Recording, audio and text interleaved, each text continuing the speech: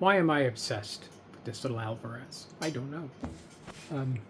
It's a 1977 Alvarez. There's nothing special about it. It's an OM-ish. It's a 5014 Alvarez. It's beautiful, right? It's a beautiful guitar.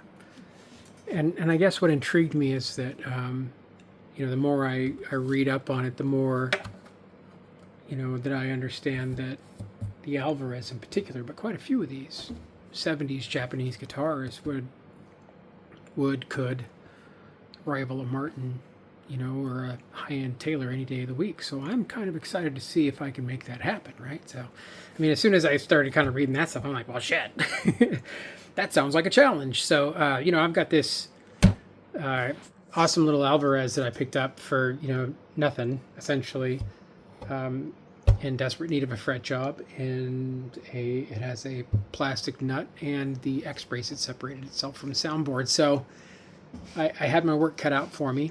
Still do. Getting there with it. The replacement frets are in. I still need to do the final fret job. Level crown and polish. We'll get all that done. But I do have the nut pretty well sized up, and I'm gonna get that made this weekend. Did a little bit of unshittification on the just making the headstock a little prettier. It's got a pretty thick polyurethane coating on it or something, so I just had to polish it up so it looks great.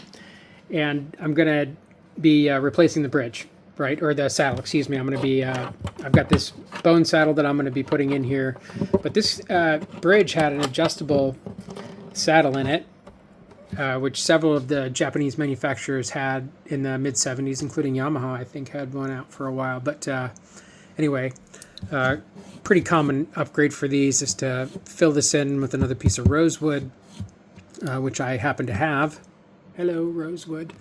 And so I'm going to make that piece this weekend, and then I'll cut out a new slot for this bone saddle. And I also got these cute little... let me zoom in there for you. I got these really pretty little replacement bridge pins that, just a little nicer. So something nice to look at. And I may actually go a little bit crazier than that, quite frankly. So, haven't decided yet, but I'm really happy with the frets, the refret on this. I didn't get all the wear out of this. My God, this thing was played. And I think that's another reason why I'm so intrigued by it. Number one, I am really curious to hear if it is just as, or could be, equivalent to, a Martin of the era. And man, this thing it was played. You can see. I know it's going to be tough to see there, and maybe you can't quite see it, but there's divots in the fretboard here from heavy wear, and this is after I leveled it quite a bit. So I took quite a bit out, and then I put in the Stumac, the gold fret wire that I really love there. I think it's the 154G or somewhere in that neighborhood for the numbering, and very excited about it. And then this is a bleached bone nut also from Stumac. So yeah, I'm pretty excited. And let me show you the replacement tuners. Nothing super expensive, just a decent mid-range.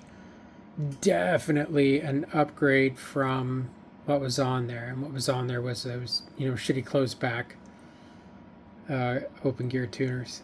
So these are gonna do just fine. They're nice and they're tight and they feel really good. So and I saw some really good reviews online for them. So those should do the trick, and they look the part. So the only thing I had to do here was here.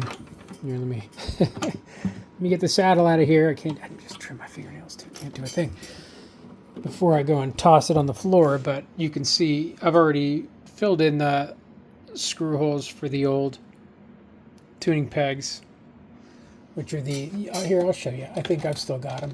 I won't throw anything away. I'm not a hoarder. Promise. But these, right? So you get the idea. It was worth trading these out. So, one for looks and just two because these just feel like shit. They're terrible. These are 50-year-old crappy cheap tuners. So these ones that I got for it are definitely going to be a really nice little upgrade. And the only thing I had to do was fill a few holes, and I'll drill a few new ones and make them line up all nice and pretty. So those are going to look great, right? Don't those look nice? All right, awesome. There you go. And I've done some sanding on the back as well. The finish on here was kind of fogged, which I understand is either trap moisture or something. I'm not really sure, but since it wasn't in amazing shape, it's just in good shape, and it needed a few repairs up at this end, I decided I'd just go ahead and redo some of it. So I'm sanding it back just a bit, and I'll clean this finish up.